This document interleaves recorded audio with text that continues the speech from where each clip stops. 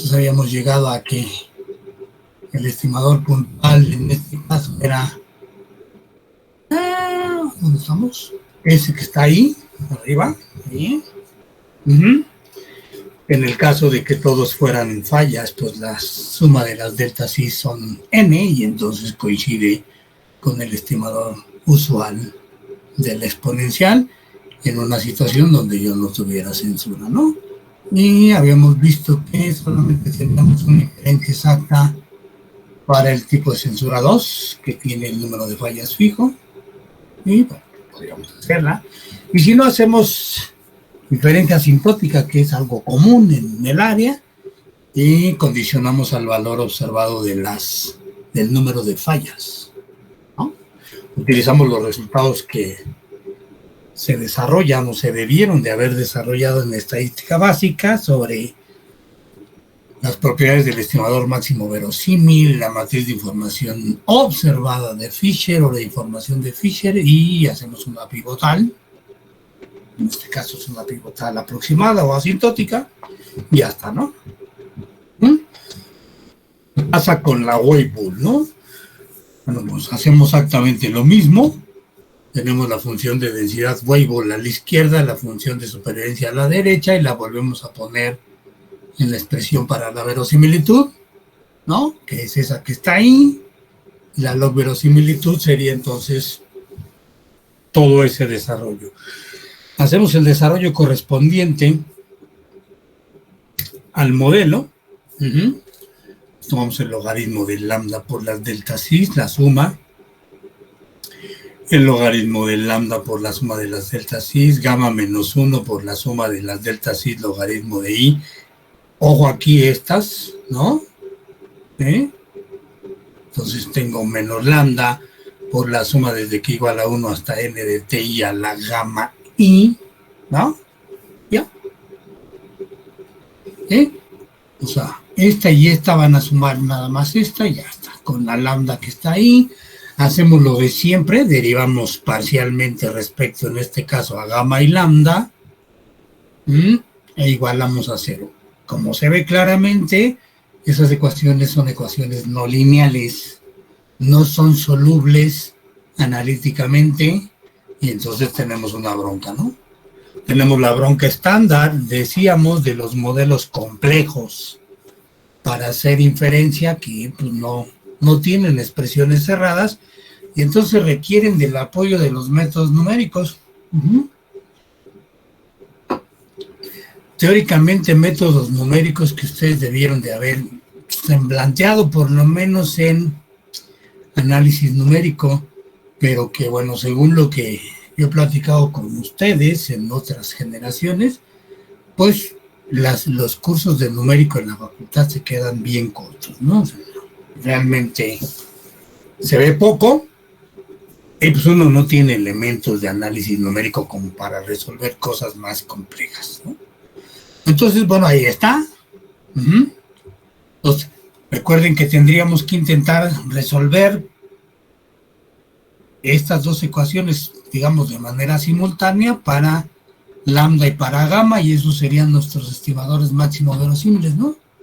Ahora dice de la parcial, con respecto a lambda, tenemos eso, que depende de gamma, ¿no? Esa es la bronca que tenemos.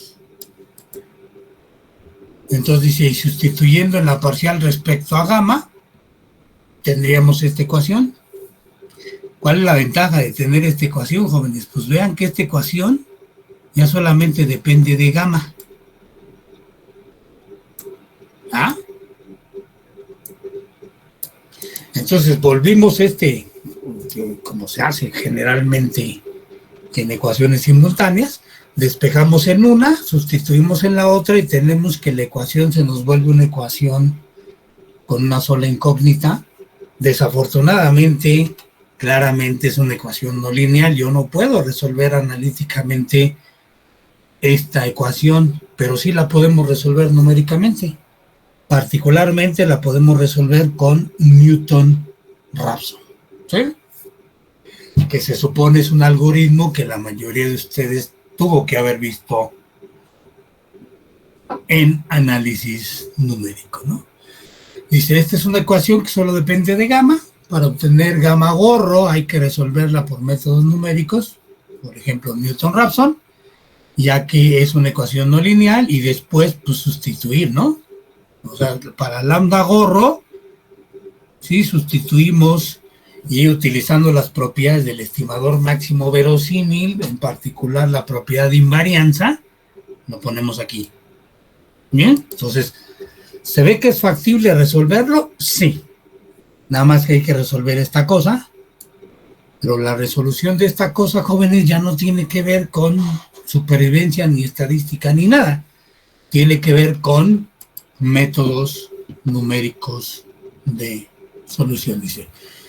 Este estimador de lambda se obtiene aplicando la propiedad de invarianza del estimador máximo verosímil. Dice, obtener varianzas exactas de estos estimadores está en chino, así que nos conformaremos con sus varianzas asintóticas, ¿no? La matriz de información, recuerden, la matriz de información de Fisher son las derivadas, y la matriz de información observada de Fisher es evaluar esas derivadas en los estimadores máximo verosímiles. Es clarísimo, jóvenes, ¿no? Que dada la expresión tan horrible de nuestras parciales, si nosotros quisiéramos encontrar la matriz de información de Fisher, jóvenes, hay que integrar esta cochinada respecto a nuestra densidad. Pues claramente se ve que eso está punto menos que imposible. Entonces, encontrar la matriz de información de Fisher, tomando el negativo de las esperanzas del logaritmo de quién sabe qué, ¿sí? Se ve imposible, por eso recurrimos a la matriz de información observada de Fisher, ¿no? Bueno, ¿cuál es la idea de la matriz de información observada de Fisher, jóvenes? Pues la idea es que si el modelo es bueno, lo que esperamos es que la media de esta cosa pues, esté cercana al verdadero valor de esta matriz. Esa es la idea, es lo mismo, es la idea que siempre hemos manejado a nivel estadístico, ¿no? Si el modelo es correcto, pues quiere decir que el promedio de quién sabe qué debe estar cercano al verdadero valor. Es exactamente lo mismo. Estas son las derivadas, que pueden ser complicadísimas. Tomar la esperanza, integrando respecto a la densidad, que es una función complicada, pues debería ser punto menos que imposible, ¿no? Podríamos intentar resolverlas igual, numéricamente, tal vez, pero necesitaríamos los valores de los parámetros, ¿no? El valor de los parámetros sería poner los gorros, en cuyo caso pues sería equivalente a hacer esto, ¿no?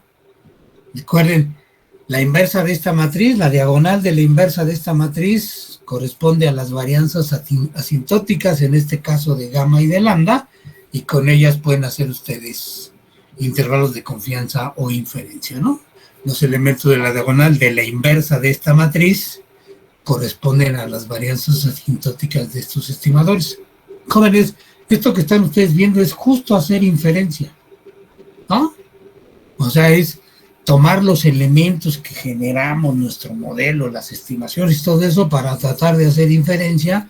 Y recuerden que la inferencia está esencialmente centrada en un estimador, en un intervalo de confianza o en una prueba de hipótesis. Son nuestros tres elementos inferenciales estándar.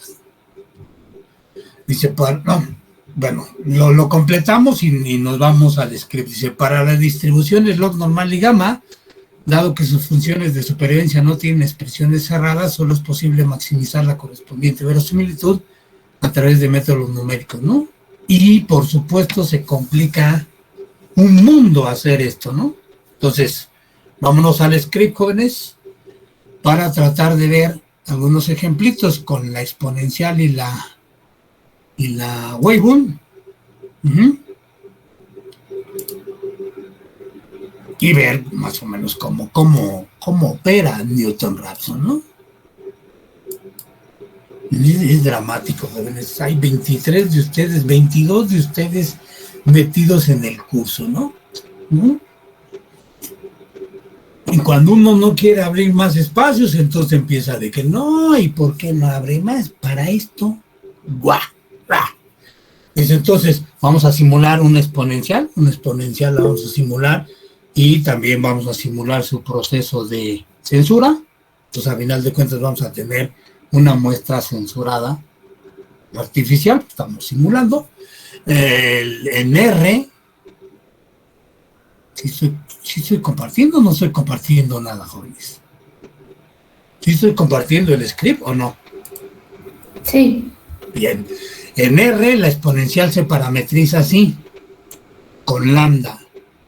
Pero también se puede parametrizar con una parametrización que es rate, tasa, que es 1 entre lambda, ¿sí? Entonces la vamos a parametrizar con 1 entre lambda. Y si yo pongo un 1 entre lambda y pongo como el valor de la tasa 0.1, entonces lambda vale 10. ¿Eh? Entonces, controlamos nuevamente nuestras simulaciones, jóvenes. Simulamos un exponencial, simulamos 50 valores de ellos. Recuerden que aquí vamos a trabajar como si tuviéramos censura aleatoria. Recuerden que la censura es independiente del tiempo de falla. Entonces tomamos otra semilla para simular el tiempo de censura. La volvemos a simular con un exponencial con la misma característica. Pues tengo las dos variables aleatorias que simulamos que tenemos cuando tenemos censura aleatoria. Tanto el tiempo de falla como el tiempo de censura son aleatorios. Y esta función Pmin nos da el mínimo. Exactamente como lo definimos en las notas. Entonces simulamos una variable que es el tiempo de censura, que es X en este caso. Digo, el tiempo de falla, que es X. Simulamos el tiempo de censura con Zen. Ambas están simuladas con el mismo modelo, pero partiendo de semillas distintas, es decir, son simulaciones de variables independientes. ¿Sí? Y luego tomamos DI, la indicadora, ¿eh? Entonces tomamos una variable numérica que me diga, si yo no pongo ahí as numeric, jóvenes, esa función solamente es una función lógica, que me daría verdadero si X es menor o igual que la censura y falso si no lo es. Pero esa variable yo no la puedo tomar como una variable indicadora, pues porque no es una variable numérica. Y entonces cuando le ponemos as numeric, ¿sí? Lo que estamos haciendo es simplemente ponerla. Vamos a poner arriba esta variable. Es la variable X que me va a contar a las X menores, baboso. Menores iguales que C, ¿no? Esta es una variable lógica, dije, jóvenes. Voy a poner solamente verdadero y falso cuando ocurra la condición. Llego hasta ahí. Pues arriba simulamos, Y es el mínimo y tenemos esa variable, ¿no? No, ¿por qué no me da? ¿Por qué no me da la parte lógica, jóvenes? Yo no sé por qué. Ya no sé qué hice. Ya me fui a otro lado. ¿Por qué no me da la parte lógica esta cosa,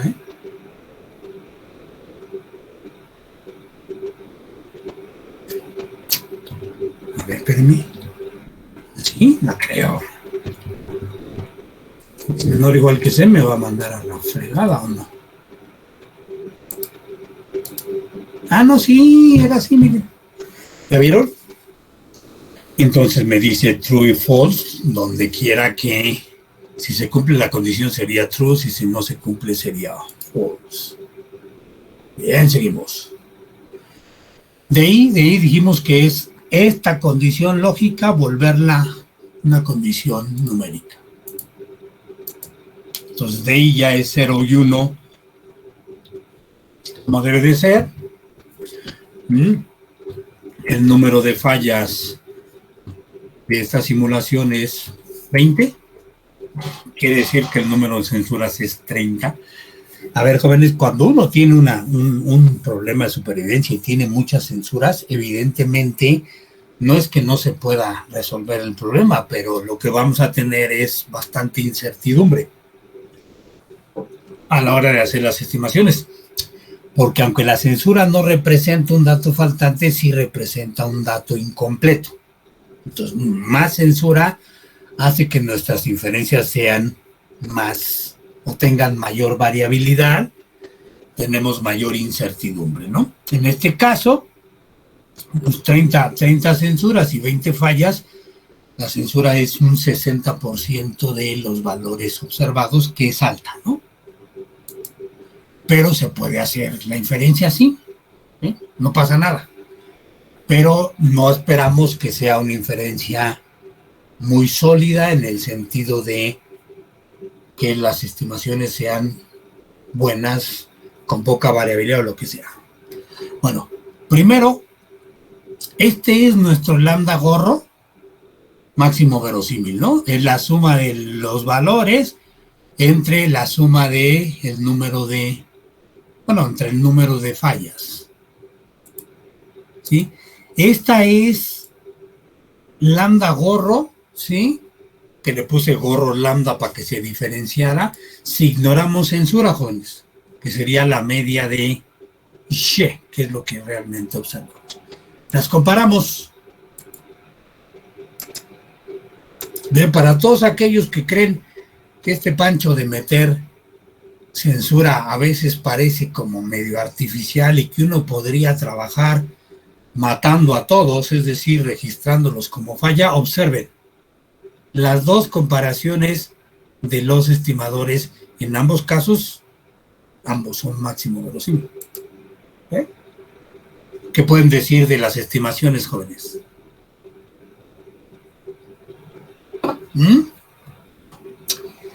Lambda gorro es como lo deberíamos de hacer considerando que la muestra es censurada. Gorro lambda es, me vale gorro el mundo, cierro los ojos y digo que todos los sujetos fallaron. ¿Qué opinión tienen de esos estimadores, jóvenes?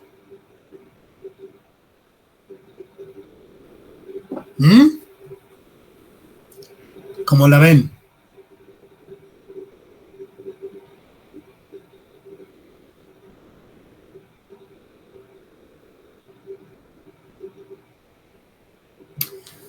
Gracias por su participación. Como ven, la estimación es dramáticamente distinta. Y por supuesto, las inferencias que hagamos con esta son totalmente distintas a las que hagamos con esa. Esa es la idea de meter censura, ¿no? O sea, la parte de estimación es muy diferente y, por supuesto, las inferencias tienen que ser bastante distintas. Hacemos intervalo de confianza asintótico, ¿sí? Lambda gorro al cuadrado entre la suma de las decis, esa es la varianza, como vimos en las notas, y el intervalo de confianza sería ese.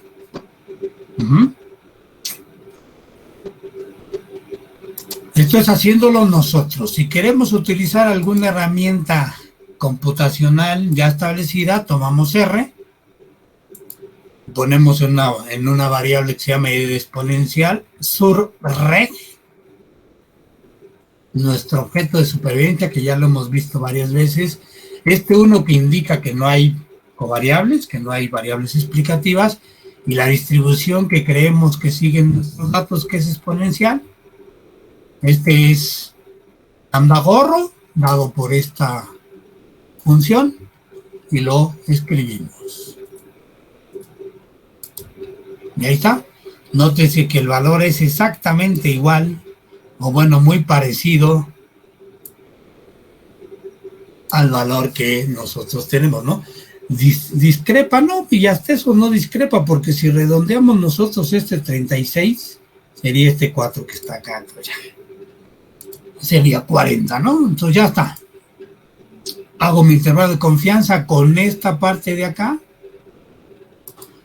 Tomo los coeficientes, tomo la varianza, esta es la matriz de varianza covarianza en este caso es una porque es un solo parámetro, tomo mi nivel de significancia y hago mi intervalo de confianza, ¿no? Acá abajo puse estos porque pues, me salía una leyenda ahí medio rara, pero no pasa nada, y este es el intervalo de confianza generado a partir de la salida de R. Nótese que es un poquito diferente al de nosotros, ¿no?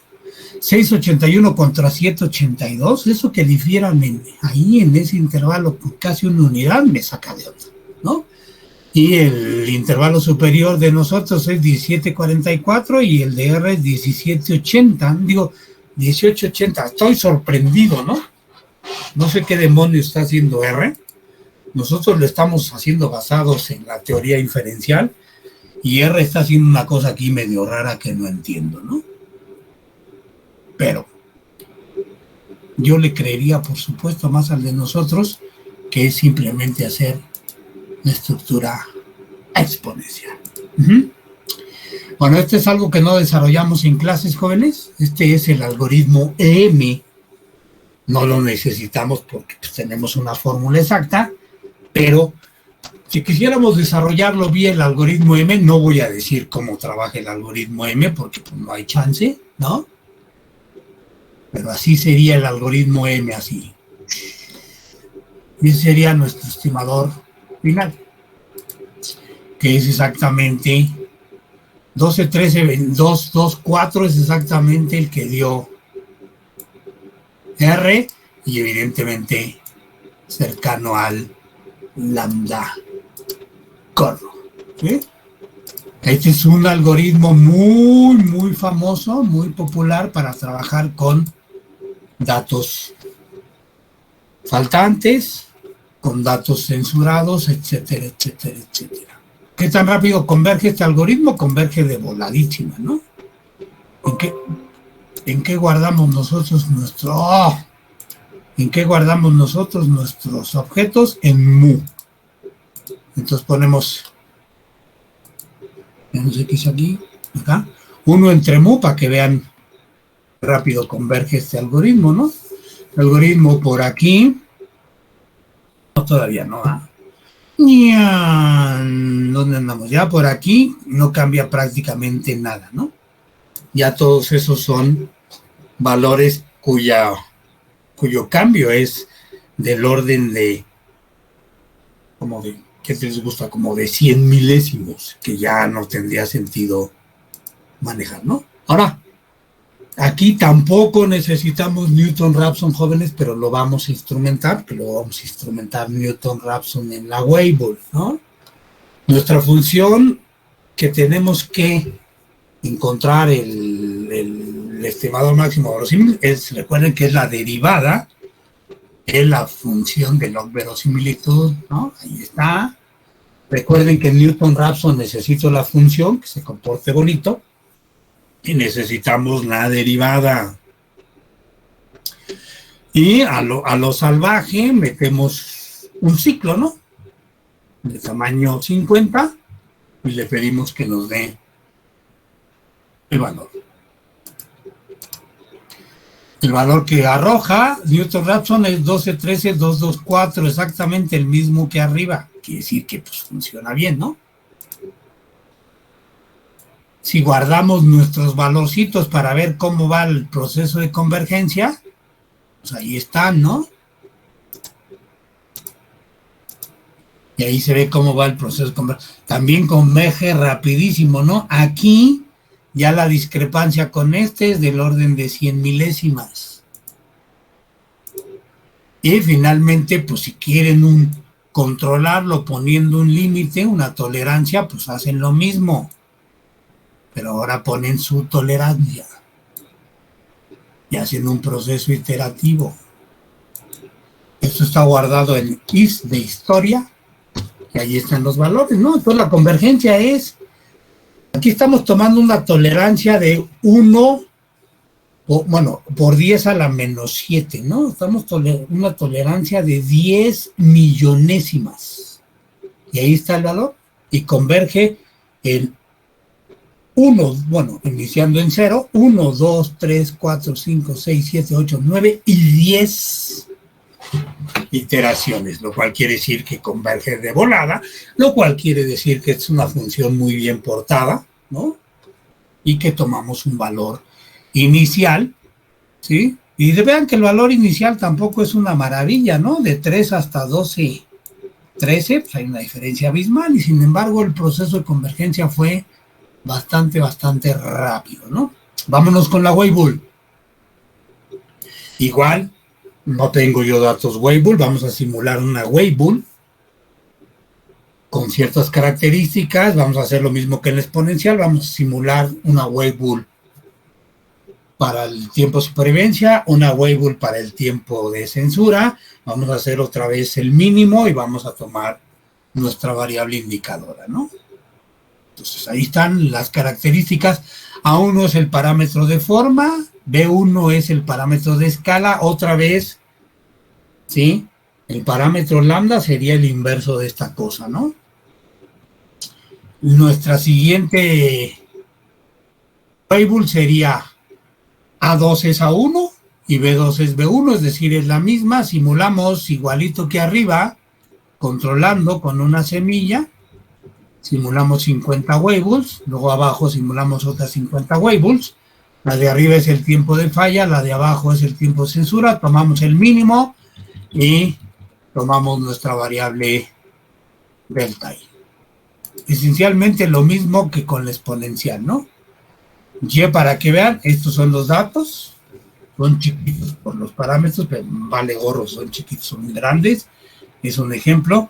¿Qué cantidad de censura tenemos aquí? 26, ¿no? Quiere decir que 24 observaciones son censuradas, poquito, bueno, cercanos al 50% de censura, ¿no? Entonces, programamos Newton-Raphson, primero a lo salvaje, ¿sí?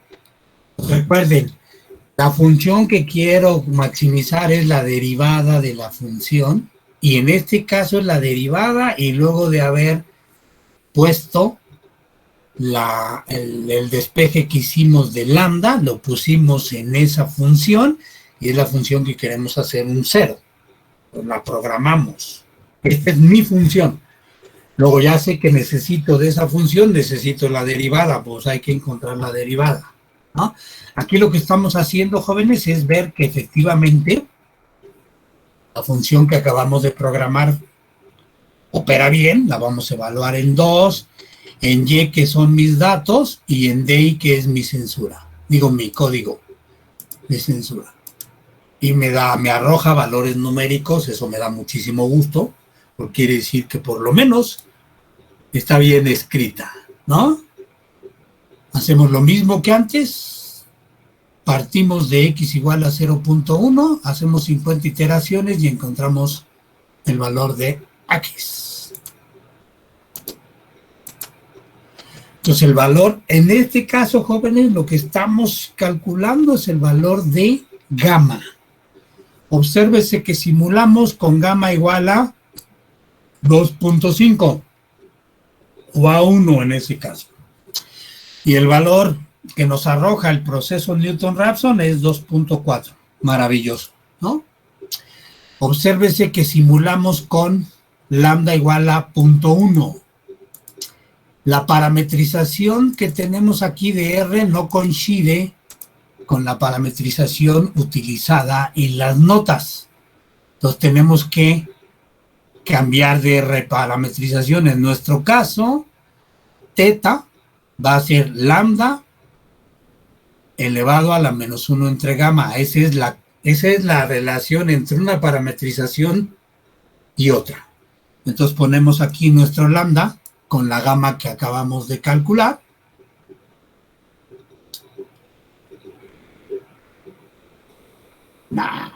¿Sí? Sí, ahora.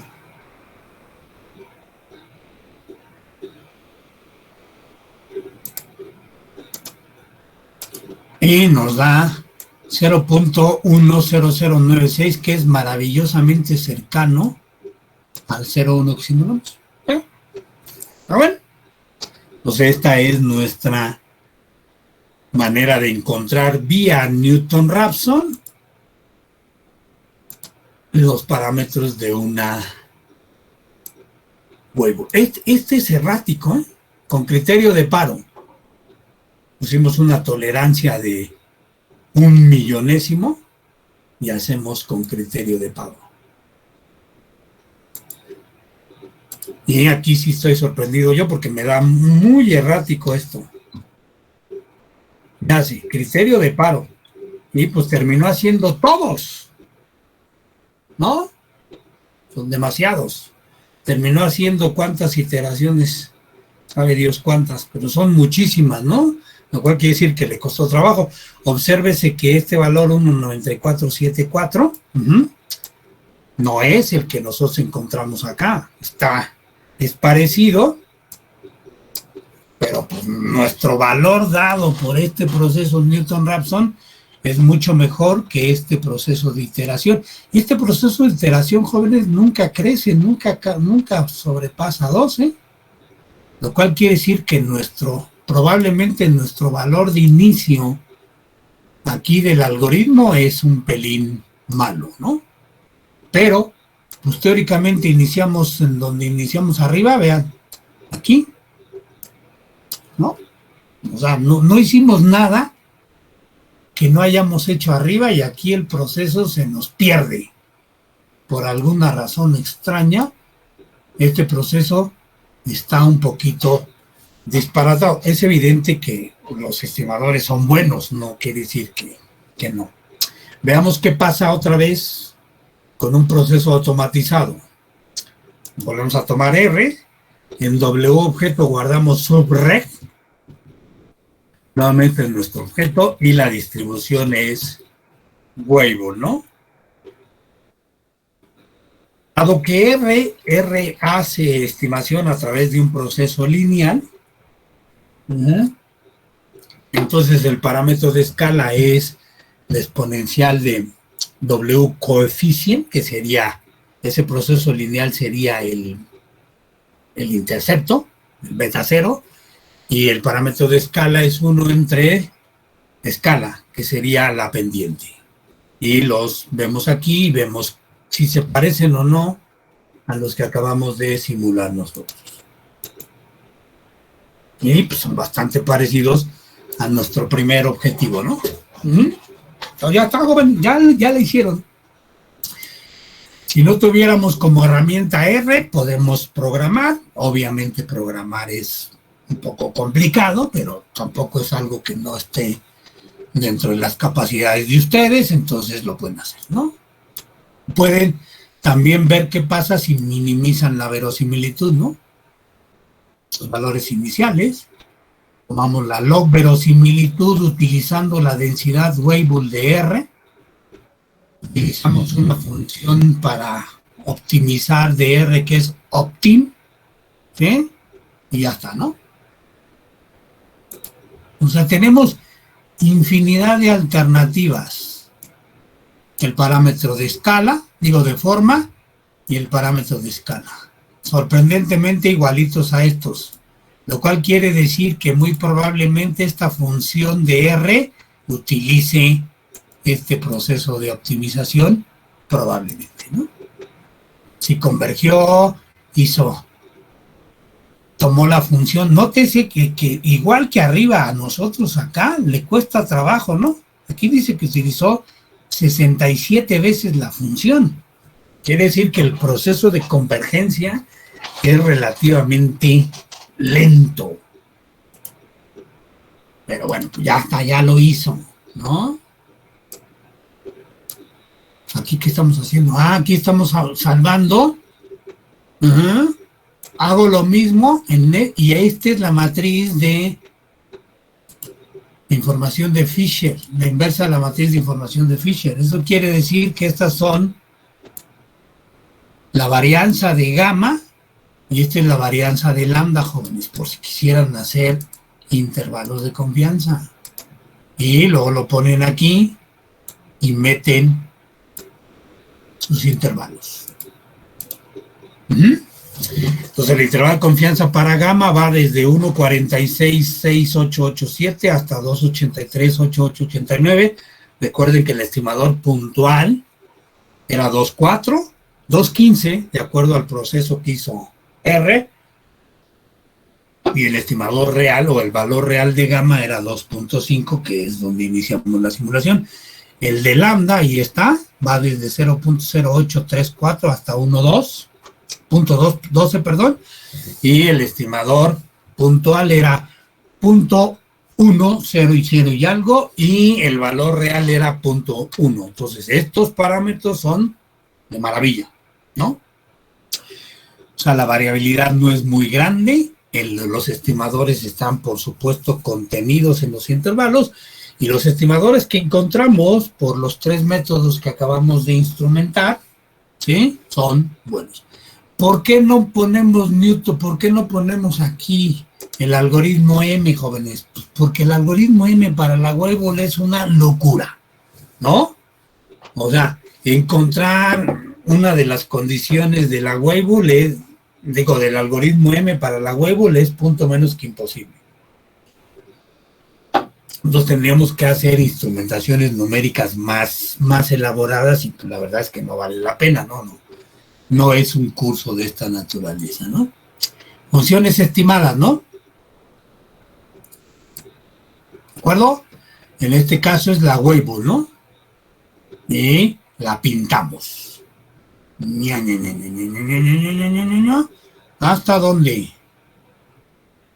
Esa es la función de supervivencia de la Weibull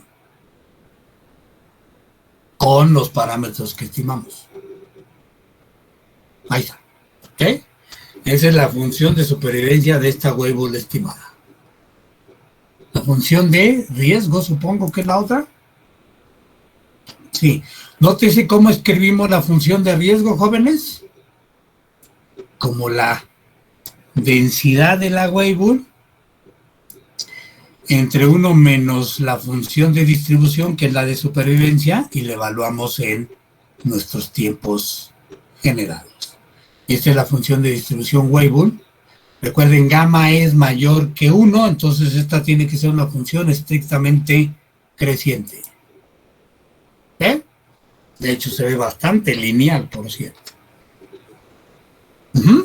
Bien, ya tienen todos los elementos para hacerlo. Un poquito de diferencia, dice, comparación de modelos, dice, aunque ya sabemos qué distribución generó cada modelo, ya que un modelo exponencial es un submodelo de una Weibull, particularmente tiene el parámetro de forma igual a 1, podemos comparar estos modelos, lo haremos con los datos generados por la Weibull, ¿sí? Lo que vamos a hacer aquí, jóvenes, es una prueba de hipótesis. Entonces, lo que decimos es, corrimos y ajustamos el modelo Weibull y nos preguntamos si la Weibull no puede ser una exponencial. Para que la Weibull sea una exponencial, querría decir que el parámetro de forma de la Weibull tendría que ser estadísticamente 1 para que se vuelva una exponencial.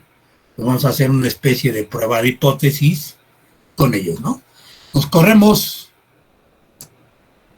con los datos Weibull, corremos el ajuste Weibull y el ajuste exponencial y comparamos las log verosimilitudes, ¿sí?, que es hacer una prueba de hipótesis, y tomamos el p-value, ¿no?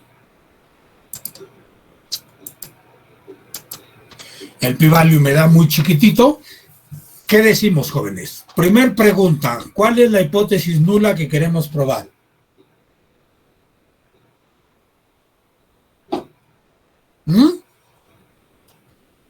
Participen, jóvenes. ¿Cuál es la hipótesis nula que queremos probar aquí?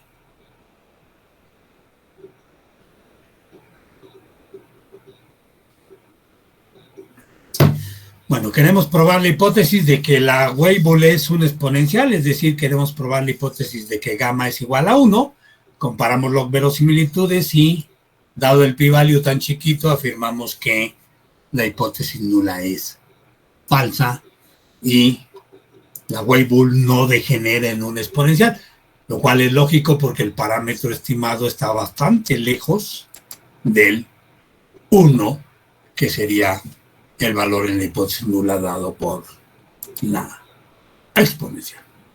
Bien, toda esta parte, jóvenes, termina la parte de modelación de una sola, no, de un tiempo de supervivencia sin considerar la presencia de características de los sujetos que alteren el tiempo de supervivencia, ¿no? Esta es una única, un único tiempo, no metimos ninguna otra característica. Entonces, cuando uno mete un tiempo como este, sin meter ninguna de las características de los sujetos, estamos afirmando que los tiempos de supervivencia de los sujetos son idénticamente distribuidos, ¿sí? Es decir, que todos los sujetos se rigen por el mismo modelo con los mismos parámetros. Eso ya sabemos que no es cierto, ya lo vieron ustedes, por ejemplo, en el modelo de regresión estándar, ¿sí? Metieron características de los sujetos para alterar la respuesta en el modelo de regresión estándar. Podemos hacer exactamente lo mismo, ¿sí? Considerando ahora que alguna característica de interés de supervivencia, ya sea la supervivencia o el riesgo, dependen de las características particulares de nuestros sujetos. Dejo de presentar el script y presentamos otra vez nuestro PDF.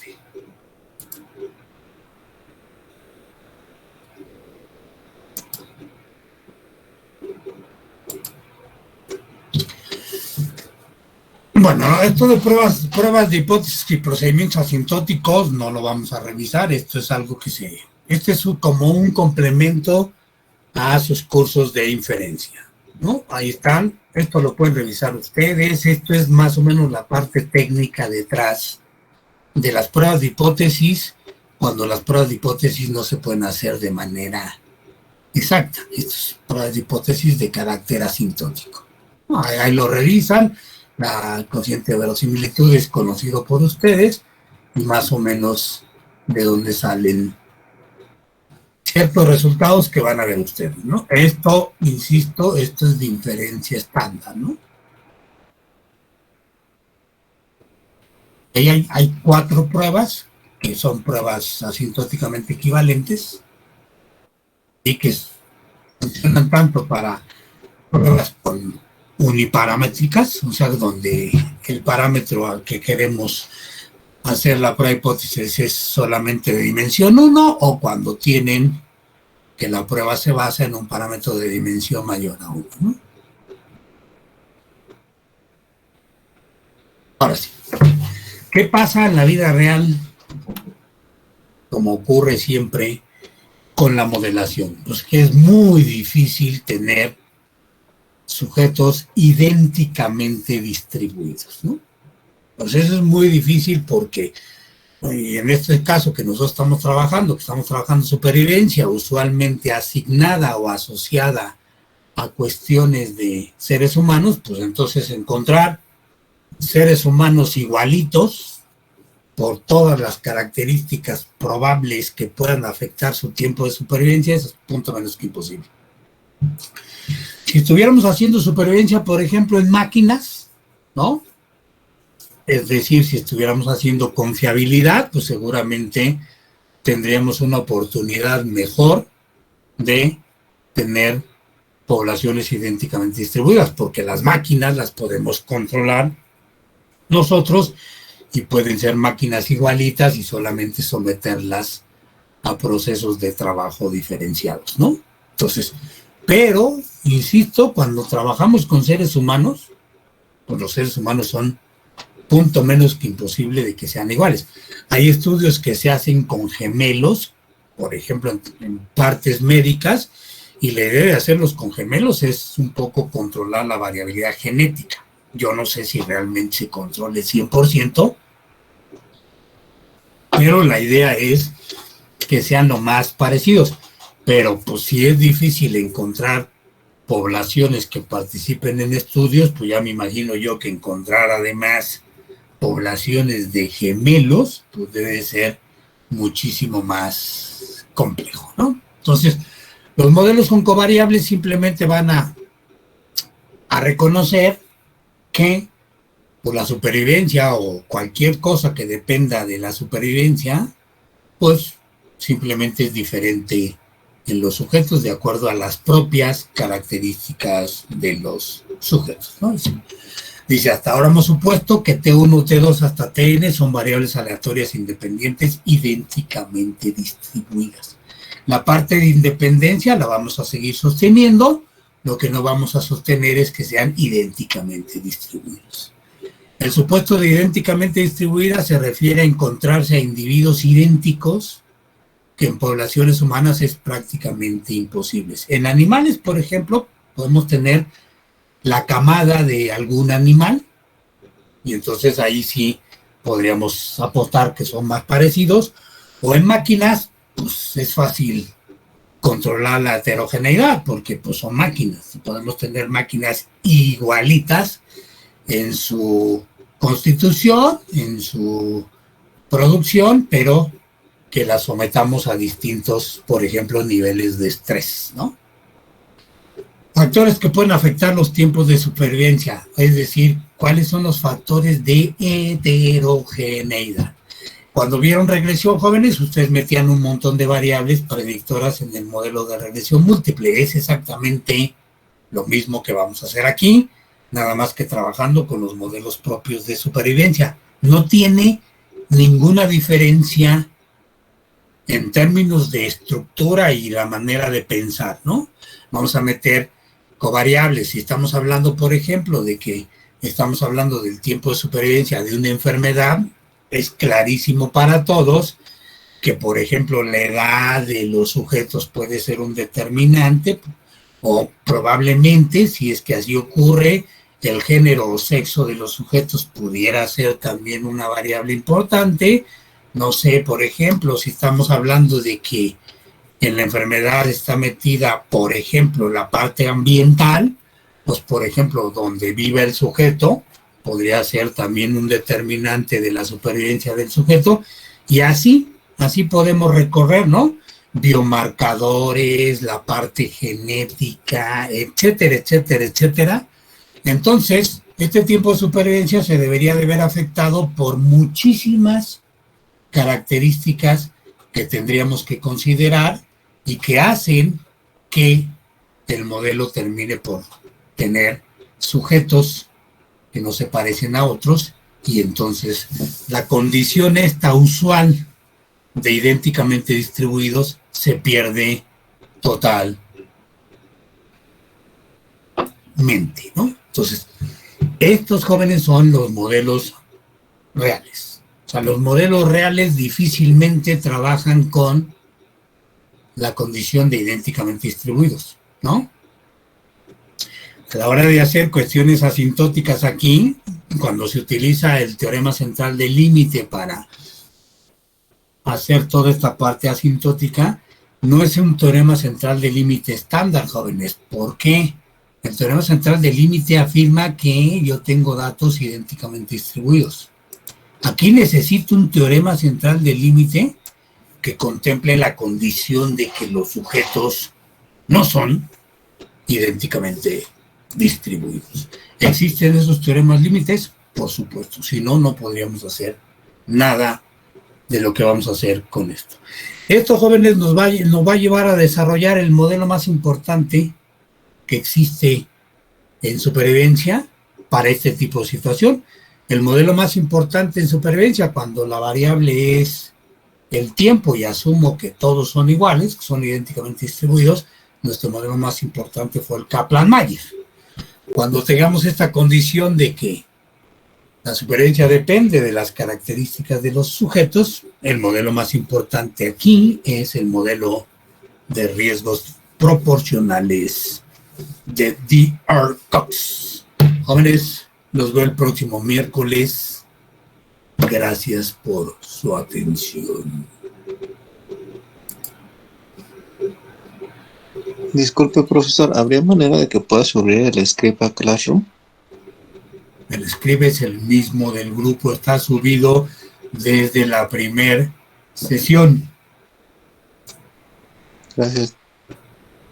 De nada, échenle un lente a lo que les mandamos, por favor. O sea, ese lo mandamos el primer día y dijimos es el script de grupo, y si se reforma, entonces yo lo mando y les digo, cambiamos algo, pero hasta ahorita es el mismo que todos deberían de tener. Gracias.